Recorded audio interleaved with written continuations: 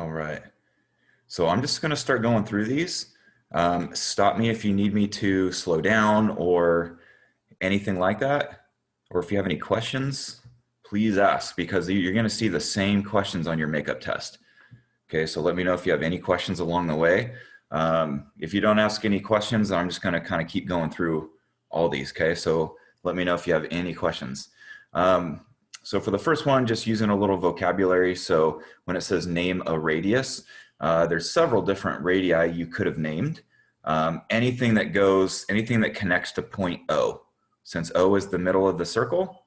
So you could have said OF, OB, OG. You can flip the order. So you could say FO, BO, or GO. So any of those would work. So this is just one example that you could have used. You are supposed to put a line segment on top of it. Anytime you're naming a segment, we want to put the little segment symbol on top. Name a chord that is not a diameter. So remember, a chord is any segment that hits the circle twice. So you could say AB or BA would be a good example of a chord. I guess that's the only one we can use because I can't use FG because FG is a diameter and it says don't use the diameter. So I think the only other one we really could use would be AB, or you could say BA. So that would be one example of a correct answer. The circumference of a steering wheel is 20 pi. So what's the radius? So remember that circumference equals 2 pi r. All right, that's the formula for circumference. And on this one, they're telling us that the circumference is 20 pi.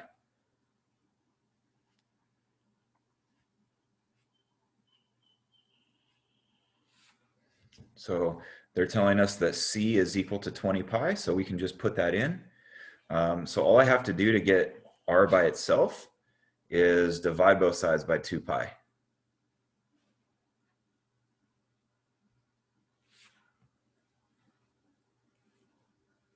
So if we divide both sides by 2 pi, that gets the radius by itself. On this side, pi divided by pi would cancel. And I know that 20 divided by 2 is 10.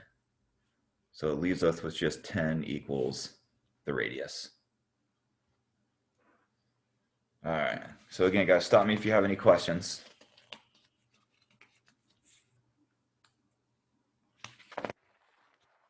Otherwise, I'll just kind of keep moving through. So find the measure of arc GH. Measure of arc GH. So here's GH. So we just need the measure of that arc. One of the things that we can see right here is that from I all the way to H is half of the circle, right? We can see that IH is a diameter. And so they're telling us that this little piece right here is 20. They're telling us that this one right here is 90. And so we're just trying to find this missing piece right here.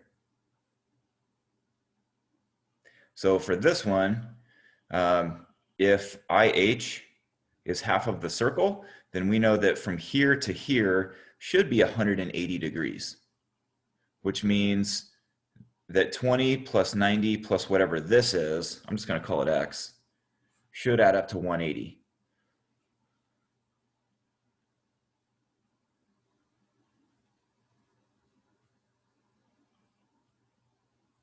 So our setup would look something like this. So let's see, that would be 110. So if we solve this equation, we should get X is 70 degrees. So one of the other rules that we had is when you have an inscribed circle, or sorry, an inscribed angle, and an inscribed angle is one whose vertex is on the circle, right? And so whenever you have that, we know that the angle is half of its arc. So if the inscribed angle is 72, then X would have to be twice the size as that angle right there. So if I did 72 times 2, that would tell me what X is. So it would be 144.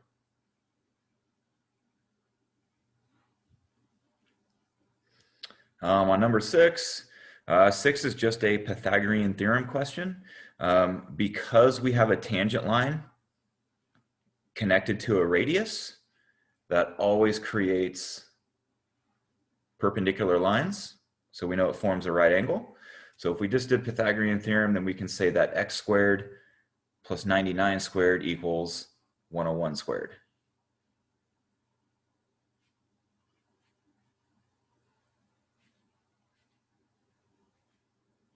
So our setup would look like this. So let's figure out what 99 squared is here. So 99 squared is 9801. And 101 squared is 10201. So if I square those numbers, it looks like this. Then I can subtract this from both sides. So I'm going to do 10,201 minus 9,801, which is 400.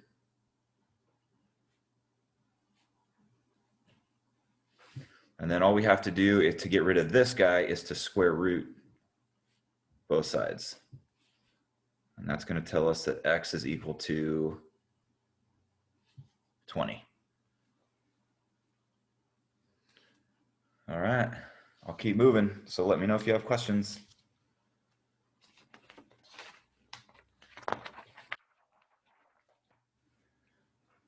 All right, so again, guys, we have some diameters. That's important.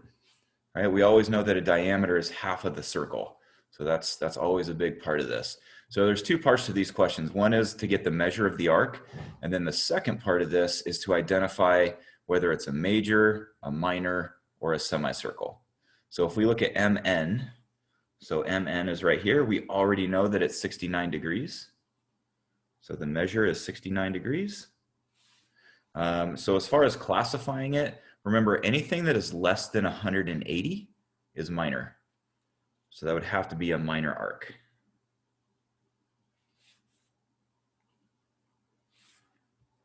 All right, let's look at LM. So this guy right here. So again, we saw up above that we have some diameters. So from K to N should be 180, right? So that means that 89 plus,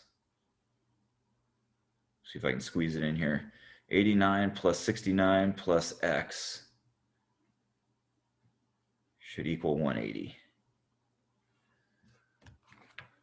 So if I do a little subtraction here, we can figure out what X equals.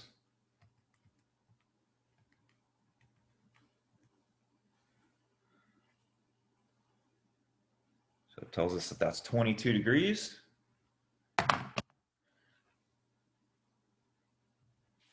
And again, because it's less than 180, we know that that would be a minor arc.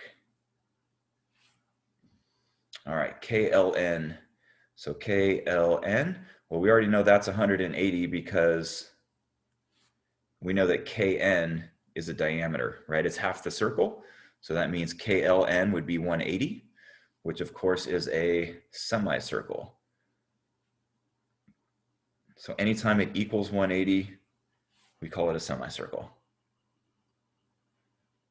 So for the measure of JLN, so J to L to N, so all the way around there. So let's see what we know so far. Guys, just based on what we have right here, there's a couple ways you could figure this out. One of the ways, probably the easiest way, is to recognize that this guy and this guy are vertical angles. So if that is 69 degrees, then that means this is also 69 degrees, right? So as we look at this circle, we're trying to figure out what JLN is, which is basically everything except this piece right here. So at this point, if you want to, you could just add the 69 plus the 89 plus 22 plus 69. You can just add up those parts and that would do it for you. Maybe a bit of a shortcut is we already know that from here to here is 180. So you could just say that it's 69 plus 180, and that might get you there a little bit quicker.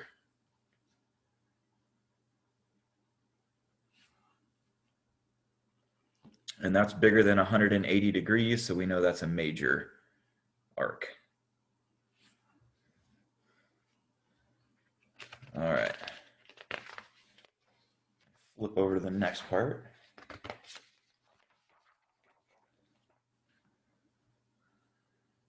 All right, so the measure of AC. So let's see. So this is AC right here. So guys, one of the things we know on this is you see how these are both 9, right? Which means if these chords are equal, one of the rules that we got was that if the chords are equal, then their arcs are also equal. So we can call both of those X, right? So we know these, we now have the whole circle. 122 plus X adds up to 360, because that now represents the whole circle. So I have 2 X's plus 122 equals 360. So if you subtract the 122 and divide by 2, then we get 119 for X, which is AC, which is what they were asking for. So we should get 119. All right, so let's go over to this one. So the measure of PRQ. So PRQ. So basically we need to know, well, let's figure it out this way. Here's a nice easy way to figure it out. So just like we talked about here, if these two chords are equal, then their arcs were also equal. The same idea plays out right here. Because this segment is equal to this segment, that means if this is 54, so is this. Right? So if I want PRQ, then I already know that from here to here is 180 degrees because it's a diameter. So if I just did my 180 plus 54, that would give me that arc right there. So 180 plus 54 would give us, what's that, 234, I believe.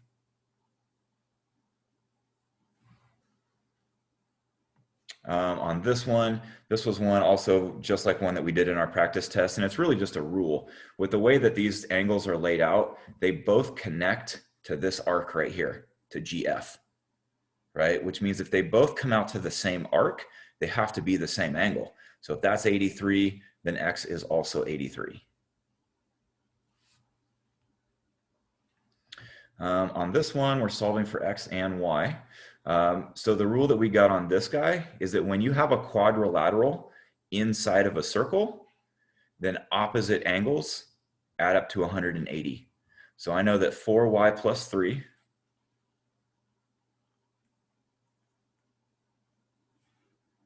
plus 109 is equal to 180. I'm trying to squeeze it in right there. So we're just going to solve that equation. We know that these guys added up together would be 112. And I'm going to subtract 112 from both sides. And that would give me 68, I believe. So then I just need to do 68 divided by 4, which I believe is 17. 34, 17, yeah. So then we can do the same thing to solve for X. I know that 3X plus 117 is equal to 180. Since opposite angles are supplementary. So if I subtract 117 from both sides, let's see, what would that be? 63. So then divide by 3, and we figure out that X is 21. All right. Stop me if you get questions.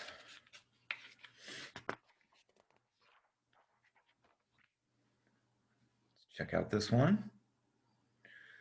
So in this one, we're looking at CG and GD, and we're being asked to solve for X. So one of the things that we learned is because this is a radius, and anytime that a radius is perpendicular to a chord, we know that it cuts the chord in half, which means that this is equal to this. So CG and GD would have to be equal. So 5x plus 2 is equal to 7x minus 12. And then we just have to solve that equation. So if I subtract 5x from both sides,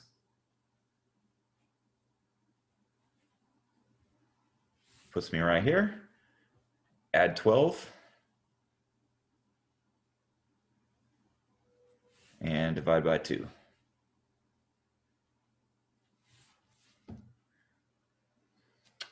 On this one, if YB is a diameter of A, see circle A is 12 inches. So from here, the diameter is 12. So from here all the way to here is 12, which means if the diameter is 12, we know the radius is 6. So from A to Y would have to be 6. So just keep that in mind for a minute. I'm just going to write that down. So the radius is 6. The diameter of B is 8, which means the radius of that one is 4. And AX is 3. So let's just start plugging in what we know here. So AX is 3, right? Well, we already figured out that from A to Y, from here to here is 6. So if that's 3, this guy has to also be 3 because they have to add up to 6. The other thing that we know is that the radius of this circle is 4. So from here to there would be 4. So if this much is 3, then that remaining piece would have to be 1. And that's what they were looking for.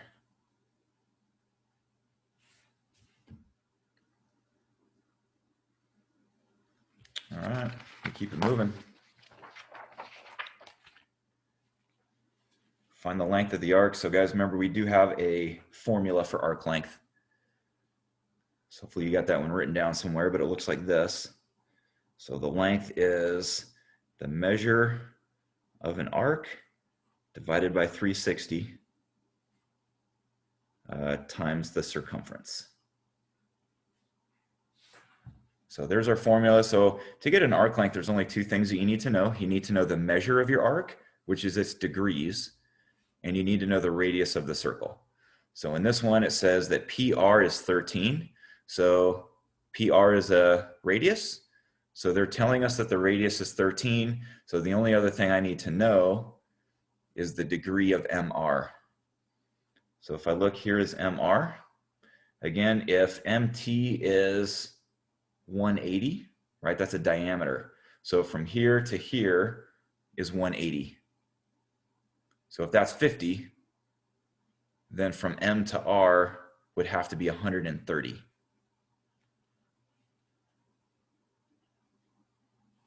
So I'm putting that in for the measure of the arc. Times 2 pi r. They told us that the radius is 13.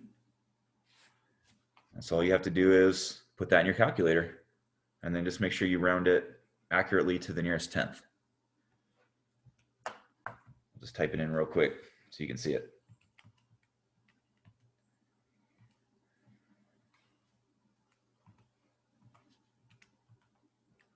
So if we round this accurately, it should say 29.5.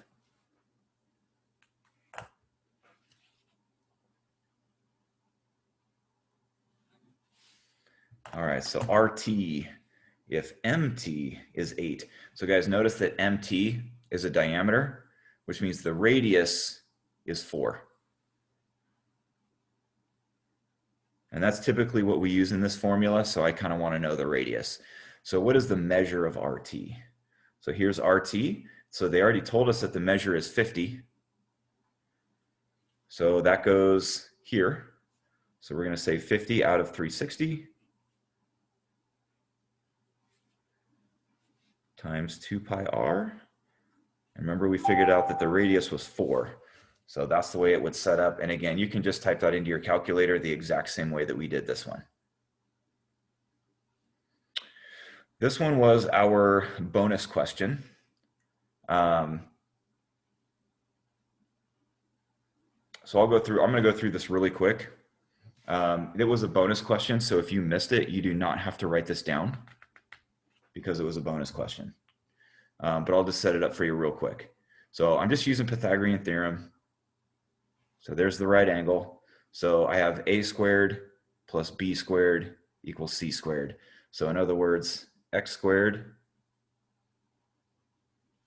plus 48 squared. Our hypotenuse, we know that part of it is 24. This part is x. So total, it is x plus 24 squared. So that's what the setup looked like. You just had to go through and simplify it. We did a couple like this. We also did one like this on the practice test. So because it was a bonus question, I'm not going to work through it all right now, just in the interest of time. If you have further questions on this and you want me to help you more with it later, just ask me like during class and I'll be happy to go through it. But that's at least what the setup would have looked like for that one. And that's it. So give me 1 second here.